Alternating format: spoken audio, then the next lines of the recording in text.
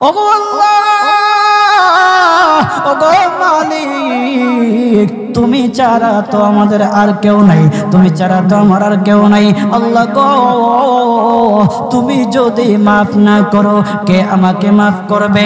তুমি যদি মাফ না করো কে আমাকে মাফ করবে? তুমি যদি আমাকে মাফ করো তাহলে তোমার কোনো দিকে কমবে না, তুমি যদি আমাকে মাফ না করো তোমার কোনো দিকে বাড়বে না। আল্লাহ গো, তুমি আমাকে মাফ করে দাও। সারাটা জীবন অন্যায় কাজ করেছি, সারাটা জীবন নাফরমানি করেছি, আমার কাছে কালেমার দাওয়াত কম আসে নাই, আমার কাছে কালেমার দাওয়াত কম আসে নাই, আমাকে লোকেরা কম বোঝায় নাই। ওগো আল্লাহ, তুমি আমাকে মাফ করে দাও। মাফ না করলে কোথায় যাব, কার কাছে যাব?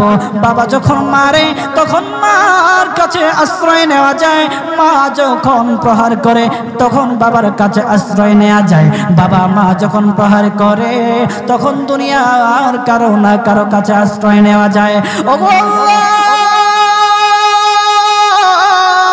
ওগো মালিক, তুমি যদি আমাকে মারো, তুমি যদি আমাকে আযাব দাও, ওগো আল্লাহ, কার কাছে যাব, কার কাছে গিয়া মাফ চাইবো? ওগো আল্লাহ, মেহেরবানি করে মাফ করে দাও। এইরকম কান্না করতেছে, কান্না করতেছে, চোখের পানি তার এমন ভাবে পড়তেছে, দাড়ি ভিজতেছে, দাড়ি ভিজে জমিনের মধ্যে চোখের পানি পড়তেছে, কান্না করতেছে। বান্দাটা কান্না করতে করতে করতে করতে আমার আল্লাহর কাছে এমন গ্রহণযোগ্যতা অর্জন করেছে, মহান আল্লাহ রাব্বুল আলামিন তার ডাকে সাড়া দিয়া তার জিন্দেগির সব গুনাহ মাফ করে দিয়েছেন। হযরত মূসা আলাইহিস সালাতু ওয়াস সালামের যুগের ঘটনা। একজন বড় পাপিষ্ট ছিল, জীবনে এমন কোন গুনাহ নাই যে গুনাহ সে করে নাই। তার গুনার প্রতি অতিষ্ঠ হইয়া, মানুষ তার গুনার প্রতি অতিষ্ঠ হইয়া গ্রামের লোকেরা তাকে হাত পা বেঁধে জঙ্গলের মধ্যে ফেলে দিয়ে আসে। জঙ্গলের মধ্যে থাকতে থাকে, কিছুদিন থাকার পর মালাকুল মউত যখন তার সামনে এসে উপস্থিত, এর আগ মুহূর্তে সে বান্দা আল্লাহর কাছে ডেকে ডেকে বলতেছে, ওগো মালিক, তুমি ছাড়া তো আমাদের আর কেউ নাই, তুমি ছাড়া তো আমার আর কেউ নাই। আল্লাহ গো, তুমি যদি মাফ না করো কে আমাকে মাফ করবে? তুমি যদি মাফ না করো কে আমাকে মাফ করবে? তুমি যদি আমাকে মাফ করো তাহলে তোমার কোনো দিকে কমবে না, তুমি যদি আমাকে মাফ না করো তোমার কোনো দিকে বাড়বে না। আল্লাহ গো, তুমি আমাকে মাফ করে দাও। সারাটা জীবন অন্যায় কাজ করেছি, সারাটা জীবন নাফরমানি করেছি, আমার কাছে কালেমার দাওয়াত কম আসে নাই, আমার কাছে কালেমার দাওয়াত কম আসে নাই, আমাকে লোকেরা কম বোঝায় নাই। ওগো আল্লাহ, তুমি আমাকে মাফ করে দাও। মাফ না করলে কোথায় যাব, কার কাছে যাব? বাবা যখন মারে তখন মার কাছে আশ্রয় নেওয়া যায়, মা যখন প্রহার করে তখন বাবার কাছে আশ্রয় নেওয়া যায়, বাবা মা যখন প্রহার করে তখন দুনিয়ার কারো না কারো কাছে আশ্রয় নেওয়া যায়। ওগো আল্লাহ, ওগো মালিক, তুমি যদি আমাকে মারো, তুমি যদি আমাকে আযাব দাও, ওগো আল্লাহ, কার কাছে যাব, কার কাছে গিয়া মাফ চাইবো? ওগো আল্লাহ, মেহেরবানি করে মাফ করে দাও। এইরকম কান্না করতেছে, কান্না করতেছে, চোখের পানি তার এমন ভাবে পড়তেছে, দাড়ি ভিজতেছে, দাড়ি ভিজে জমিনের মধ্যে চোখের পানি পড়তেছে, কান্না করতেছে। বান্দাটা কান্না করতে করতে করতে করতে আমার আল্লাহর কাছে এমন গ্রহণযোগ্যতা অর্জন করেছে, মহান আল্লাহ রাব্বুল আলামিন তার ডাকে সাড়া দিয়া তার জিন্দেগির সব গুনাহ মাফ করে দিয়েছেন। ওই বান্দাটা তাওবা করতে করতে করতে করতে হঠাৎ ইন্তেকাল করে। ইন্তেকাল হওয়ার পরে হযরত মূসা আলাইহিস সালাতু ওয়াস সালামকে মহান আল্লাহ বলে দিতেছে পয়গম্বর মূসা, ও দুস্থ দেখো অমুক জঙ্গলে আমার একটা পাগলা আশেক, আমার পাগলা একটা আশেক মারা গেছে, ওই আশেকটার জানাজা তুমি পড়াও, দাফন কাফনের ব্যবস্থা করো। ও মূসা আর তুমি একটা ঘোষণা দিয়ে বলে দাও, একটা ঘোষণা দিয়ে দাও মূসা রে, ও মূসা তুমি ঘোষণা দিয়ে বলে দাও যে আমার এই বান্দার জানাজার নামাজে অংশগ্রহণ করবে, মহান আল্লাহ তার জীবনের সব গুনাহ মাফ করে দিবে। আল্লাহু আকবার। আরো জোরে বলেন না আল্লাহু আকবার, আরো জোরে বলেন আল্লাহু আকবার। হাত উঠায়া বলেন আল্লাহু আকবার, আল্লাহু আকবার। মুসলমান বাবাজি গভীর মনোযোগ। হযরত মূসা আলাইহিস সালাতু ওয়াস সালাম একটা পাহাড়ের উপরে উঠলেন। পাহাড়ের উপরে ওঠার পর তখন ডেকে ডেকে বলতেছে, ও উম্মতেরা রে, আমার উম্মতেরা শোনো, আল্লাহ রাব্বুল আলামিন একটা সুসংবাদ দিয়ে দিয়েছে। আমার আল্লাহ রাব্বুল আলামিনের একটা আশিক একটা ওই অমুক জঙ্গলের মধ্যে মারা গেছে, ওই পাগলা আশিকের জানাজার নামাজ অংশগ্রহণ করো। যদি জানাজার নামাজ পড়ো তখন আমার আল্লাহ তোমাদের জীবনের সব গুনাহগুলি মাফ করে দেবে। কেউ যদি নিজের গুনাহ ক্ষমা করাইতে চাও, কেউ যদি নিজের গুনাহগুলি ক্ষমা করাইতে চাও, তাহলে মহান আল্লাহ রাব্বুল আলামিনের ওই পাগলা আশিকের জানাজায় অংশগ্রহণ করো। তখন লোকেরা দলে দলে জানাজায় অংশগ্রহণ করার জন্য দলে দলে গেল, জানাজার নামাজ আদায় করলো।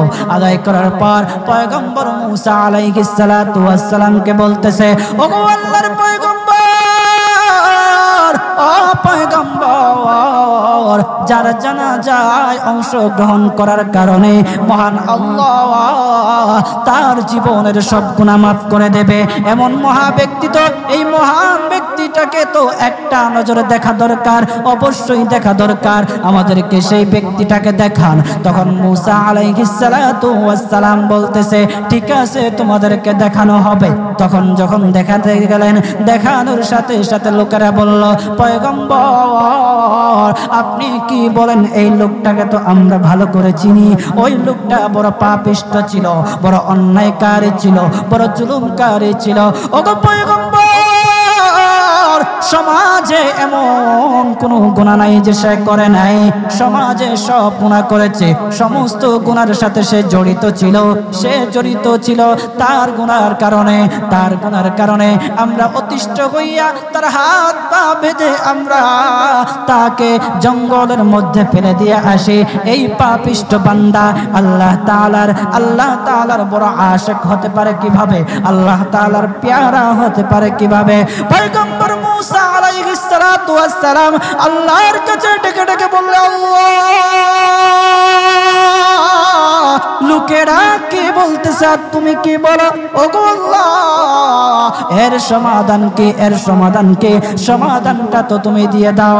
আল্লাহ রাব্বুল আলামিন পয়গম্বর মূসা আলাইহিস সালাতু ওয়াস সালামকে সমাধান দিয়েছে।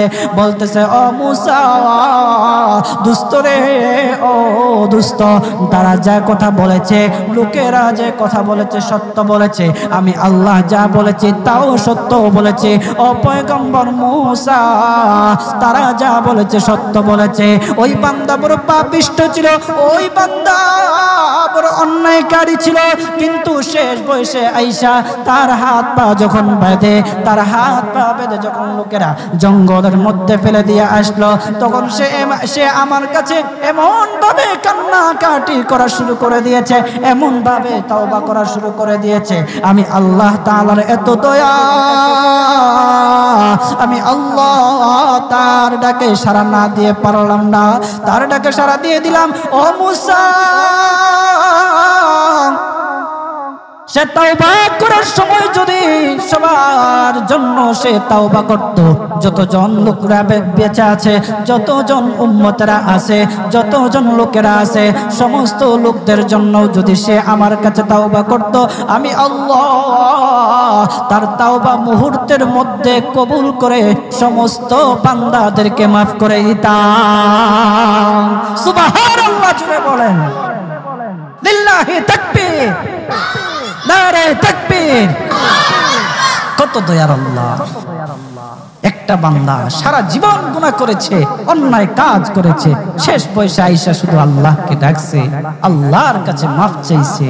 আমার আল্লাহ রব্বুল আলামিন তার পিছন দিকে আর তাকায় নাই, আমার আল্লাহ রব্বুল আলামিন তাকে মাফ করে দিয়েছে। সুবহানাল্লাহ। এখন যদি আপনারা মনে করেন এখন তো ইয়ং আছি, কয়দিন পরে তাওবা টাওবা করে ভালো হয়ে যাবেন, এই সুযোগ আপনি নাও পাইতে পারেন। রাজা যাদেরকে বলা হয় যে কিছু লোক আছে আমাদের সমাজে, যদি ওদেরকে বলা হয় যে ভাই দাড়িটা একটু রাখেন না, নামাজটা একটু পড়েন না, একটু বয়স হোক, পোলা মাইয়া বড় হোক, দাড়ি রাইখা দিন, আছে না এরকম? আপনি কি বিশ্বাস করেন আপনার পোলা মাইয়া বড় হইব? সেই সুযোগ আপনি পাবেন? কতটুকু গ্যারান্টি আছে বলেন? বাবার আগে ছেলে চলে যায়, ছেলের আগে বাবা চলে যায়, আবার নাতির আগে দাদাও চলে যায়, আর দাদার আগে নাতিও চলে যায়। ও বাজার, সময় নেই, সময় নেই। গভীর মন দিয়ে একটু চিন্তা করেন, চোখটা বন্ধ করেন। মাঝে মধ্যে আমার এমন উপলব্ধি হয়, চোখটা যখন বন্ধ করে দেই, বন্ধ করে দিয়ে যখন চিন্তায় লাগে, তখন মনে মনে ভাবি, হায় রে, এত কিছু কার জন্য করতেছি?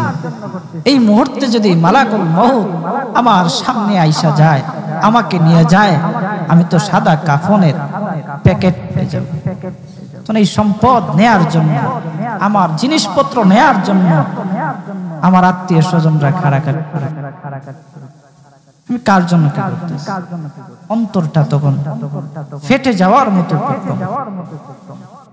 আমরা কি করতেছি? কার জন্য করতেছি? আজকে মরে গেলে আপনার সন্তান কালকে আপনাকে স্মরণ করবে কিনা সন্দেহ আছে। কিছু কিছু ঘটনা এমনও ঘটে যে বাবা মারা গেছে, সেই সন্তানেরা সম্পত্তি বন্টন করার জন্য বাবার লাশটা পর্যন্ত দাফন করতে দেয় না। আমাদের সমাজে এগুলো দেখা যায় না? আপনি কার জন্য কি করতেছেন? কার জন্য করতেছেন? কি করিলাম দুনিয়াতে আসিয়া,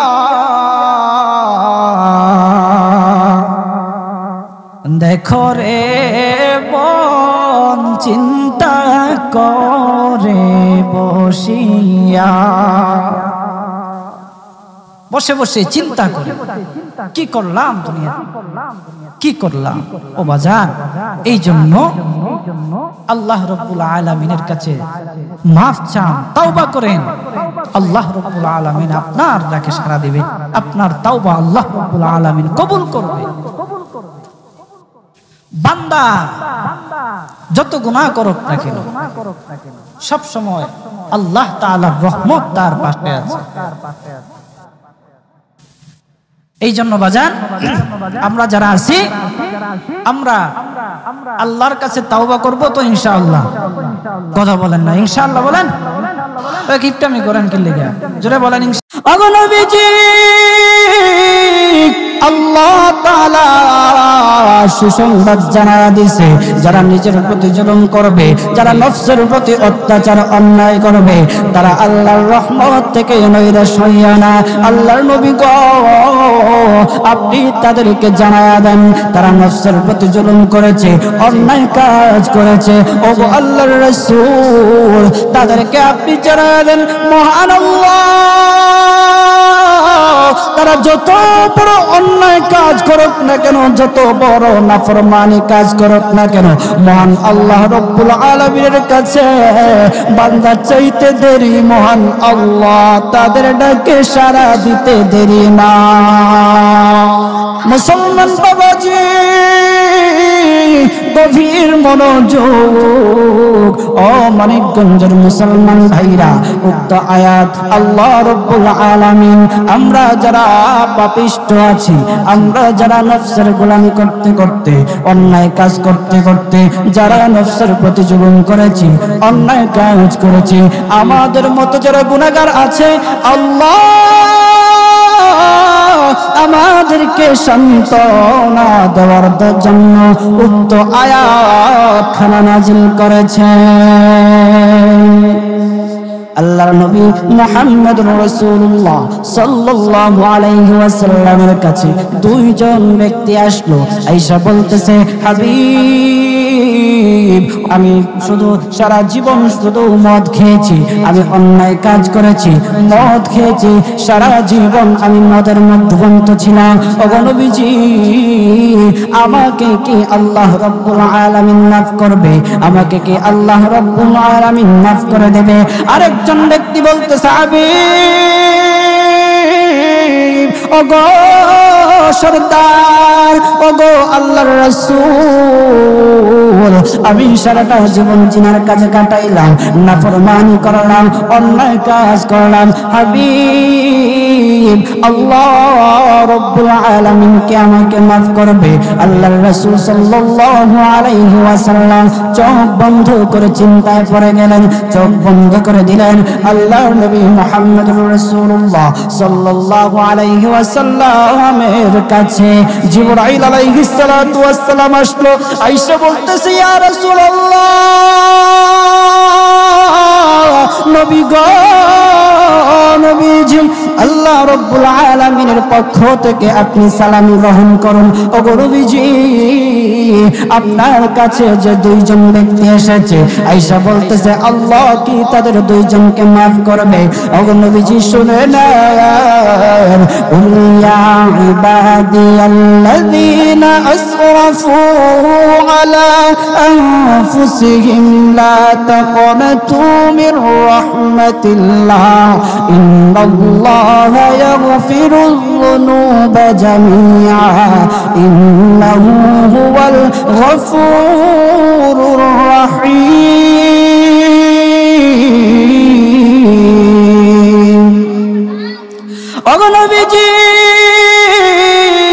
আল্লাহ তাআলা সুসংবাদ জানায়া দিছে, যারা নিজের প্রতি জুলুম করবে, যারা নফসের প্রতি অত্যাচার অন্যায় করবে, তারা আল্লাহর রহমত থেকে নৈরাশ হইয়া না।